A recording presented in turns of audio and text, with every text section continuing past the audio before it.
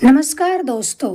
सलीम के मित्र अहमद ने जब से दूसरे शहर में अपना नया घर खरीदा था तब से कई बार सलीम को खाने की दावत दे चुका था। वह चाहता था इसी बहाने सलीम घर देख ले और आस पड़ोस भी देख ले ताकि सलीम भी उसके आसपास ही कहीं घर खरीद ले, लेकिन किसी कारण सलीम का घर से बाहर निकलना मुश्किल था। फिर एक दिन सलीम ने अकेले ही अहमद के घर जाने का निर्णय कर लिया। उसने घर में अपनी पत्नी से सब कुछ सच ने बताया और अहमद का घर देखने के लिए चल पड़ा। अहमद के घर जब सलीम पहुंचा तो उसने सबसे पहले यही सवाल किया कि पत्नी और बच्चों को साथ लेकर क्यों नहीं आए। सलीम ने कहा, अरे मुझे मालूम था तुम यही सवाल मुझसे सबसे पहले पूछोगे। चिंता मत करो, उनकी थोड़ी तबीयत खराब थी और मेरा यहाँ आने का मन बन गया था। कुछ समय बाद सबको जरूर लेकर आऊंगा, फिर पूरे 2 दिन यहीं रुकेंगे। यह सुनकर अहमद खुश होकर बोला कि चलो आज मैं तुम्हें यहाँ की मशहूर जलेबियाँ खिला कर लाता हूँ। फिर सलीम और अहमद दोनों किसी दुकान पर पहुँचे जहाँ एक बूढ़ा बाबा जलेबियाँ तल रहा था, जिसकी उम्र 60 वर्ष के करीब लग रही थी। दुकान के अंदर जाते ही अहमद ने उनको दुआ सलाम की। बाबा जी, जिसका नाम रहमान जलेबी वाला था, वह तुरंत अपना काम किसी दूसरे को सौंपकर उनके पास आ गया और हाथ जोड़कर कहने लगा, आपका बहुत बहुत शुक्रिया जो आप हमारी दुकान पर आए। जब बाबा जी दोनों हाथ जोड़कर शुक्रिया कह रहे थे तब सलीम ने देखा कि उनके दोनों हाथ बाजुओं तक बिल्कुल काले पड़े हुए थे, जबकि उनकी चेहरे की रंगत साफ साफ दिखाई दे रही थी। सलीम को ये बड़ा अजीब लगा। तभी बाबा जी बोल उठे, अरे आप शायद ये देख रहे हैं कि मेरे हाथों का रंग बाकी शरीर से इतना अलग क्यों है। सलीम ने जब इतना सुना तो वह बौखला सा गया और बोला, जी बाबा जी, मैं यही देख रहा था। उसके बाद बाबा जी ने कहा, अरे पहले बैठो बेटा, मैं तुम्हें सब बताता हूँ। इतने में 2 प्लेटें जलेबियाँ और गरम गरम दूध भी आ गया। मेज के एक तरफ सलीम और अहमद तथा दूसरी तरफ बाबा जी बैठ गए। फिर बाबा जी बोले, बेटा जब तक तुम गरम जलेबियों का स्वाद लो तब तक मैं तुम्हें अपनी दास्तां सुनाता हूँ। बाबा जी फिर थोड़े गंभीर होकर कहने लगे, बेटा आज से 20 साल पहले मैं एक कफन चोर था। बाबा जी का इतना बोलना था कि सलीम और अहमद के गले में जलेबी का टुकड़ा अटक गया। दोनों को एक साथ खांसी आने लगी। दोनों के दोनों पसीने में नहा गए। फिर बाबा जी की धीमी सी आवाज आई, बेटा घबराओ नहीं।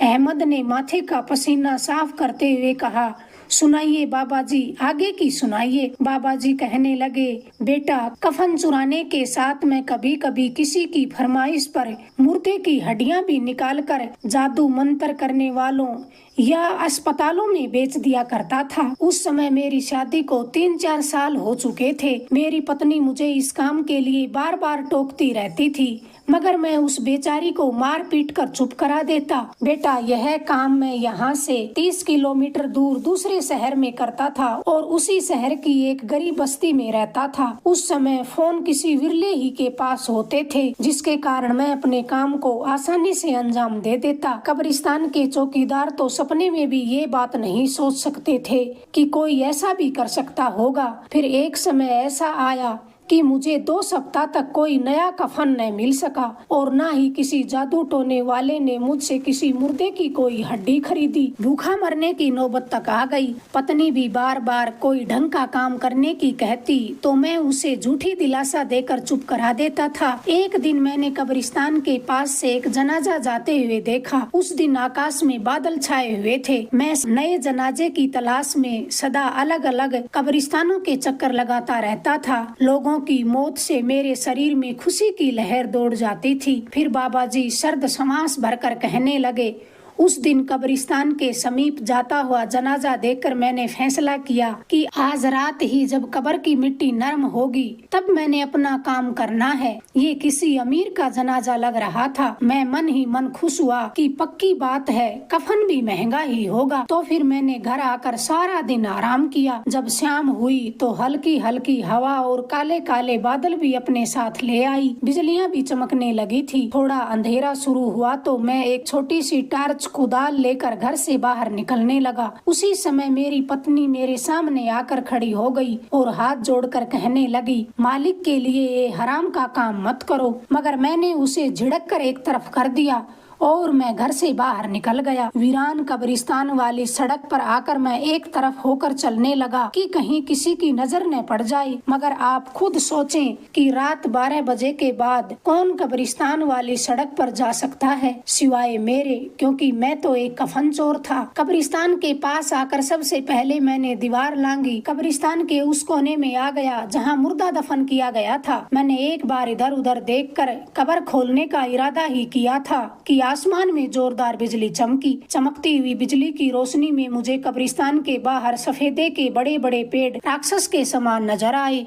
मुझे कभी डर नहीं लगा था, मगर बिजली की रोशनी में सफेदे के पेड़ों को देखकर मेरे शरीर में डर की झुरझुरी सी दौड़ गई। मगर मैंने कब्र खोदने का इरादा नहीं छोड़ा। थोड़े समय बाद ही मैंने आधी से ज्यादा कब्र को खोद डाला। फिर मैंने कुदाल को रखा और थोड़ा आराम करने के इरादे से बैठ गया। उसके बाद मेरे कानों में एक सर्द सी आवाज आई, मत करो ये काम, मत करो ये काम। ये भयानक सरगोशी सुनकर मैंने इधर उधर देखा, लेकिन आसपास कोई नजर नहीं आया। मैंने सोचा ये शायद मेरा वहम है। फिर कुछ मिनटों में ही मैंने कब्र को खोद डाला। उसके बाद जैसे ही मैंने सीमेंट और ईंट से बना ढक्कन हटाया तो बादल एकदम भयानक आवाज से गरज उठा। मैंने डर को एक तरफ रखकर जल्द से जल्द अपना काम खत्म करके घर जाने की सोची। फिर अपनी टार्च जलाकर कब्र में उतर गया। जैसे ही मुर्दे का कफन उतारना चाहा तो उस मुर्दे का मुंह इतना ज्यादा गुस्से से डरावना लग रहा था कि मैं उसे कभी नहीं भूल पाऊंगा। मैंने मुर्दे के कफन को हाथ से खोलना चाहा तो उससे पहले ही मुर्दे के दोनों हाथों ने कफन से बाहर निकलकर मुझे जकड़ लिया। बेटा, मैं तुम्हें क्या बताऊं,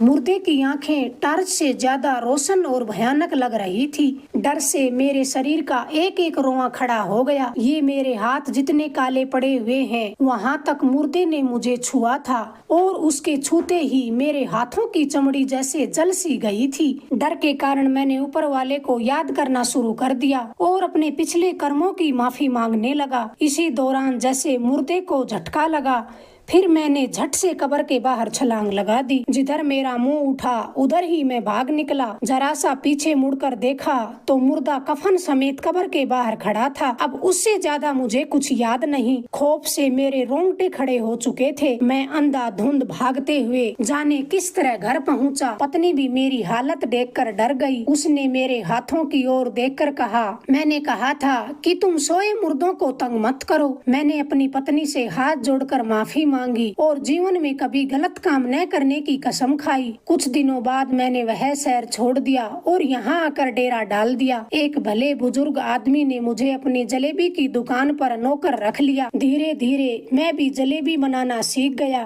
फिर कुछ पैसे बचाकर अपनी छोटी सी दुकान खरीद ली। अब मैं न तो गलत काम करता हूँ और न ही गलत का साथ देता हूँ। कमाई से जितना बचता है उसका एक हिस्सा किसी गरीब की मदद करने में खर्च कर देता हूँ। शायद ऊपर वाला मेरे बुरे कर्मों को माफ कर दे। तो बच्चों, ये थी मेरी हाथ काले होने की कहानी। इन हाथों ने न जाने कितनी कब्रें खोदी हैं और कितने मुर्दों को तंग किया है। मेरे बच्चों, किसी को सताने की सजा बड़ी ही दर्द भरी होती है। आज तक ऐसा दिन एक भी नहीं गया जब मेरे हाथों में एक बार जलन न हुई हो। शायद रोज मुझे ऊपर वाला यह एहसास कराता रहता है कि मेरा गुनाह माफी के लायक भी न था। यह कहते ही बाबा जी फक फक रोने लगे। फिर सलीम और अहमद ने उसे दिलासा दी और अफसोस करते हुए घर आ गए। अगर आपको ये किस्सा पसंद आया, प्लीज चैनल को लाइक करें, शेयर करें, सब्सक्राइब करें। धन्यवाद दोस्तों।